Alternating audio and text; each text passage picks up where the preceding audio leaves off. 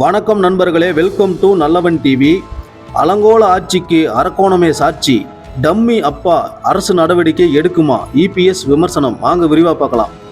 அதிமுக பொதுச் செயலாளர் எடப்பாடி பழனிசாமி அவர்கள் வெளியிட்டுள்ள எக்ஸ் தள பதிவில், ராணிப்பேட்டை மாவட்டம் அரக்கோணத்தில் திமுக இளைஞரணி நிர்வாகி தெய்வ செயல் என்பவன் கல்லூரி மாணவியை ஏமாற்றி பிற திமுக சார்களுக்கு இரையாக்க முயற்சித்ததாக வரும் செய்தி அதிர்ச்சி அளிக்குது.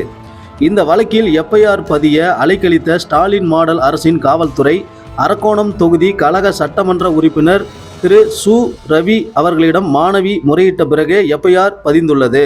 மேலும் தன்னை போன்றே 20 வயதுள்ள 20 பெண்கள் தெய்வ செயலின் கொடூர பிடியில் சிக்கியுள்ளதாக அந்த மாணவி தெரிவிச்சிருக்காரு. பொள்ளாச்சி பொள்ளாச்சி என்று மேடைதோறும் கூவிய திரு ஸ்டாலின் அவர்களே, உங்கள் அலங்கோல ஆட்சிக்கு அரக்கோணமே சாட்சிதானே? பொள்ளாச்சி வழக்கிற்கும் இந்த வழக்கிற்கும் என்ன வித்தியாசம் தெரியுமா?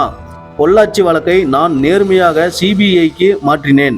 நீங்களோ அரக்கோணம் வழக்கை நீர்த்து போக எல்லா வேலைகளையும் செய்து கொண்டு இருக்கிறீர்கள்.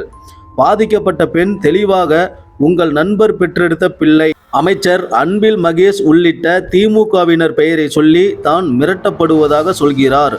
குறிப்பாக அமைச்சர் அன்பில் மகேஷின் PA உமா மகேஸ்வரன் என்பவருக்கு தன்னை இரையாக்க முயற்சித்ததாக அந்த மாணவி கூறுகிறார்.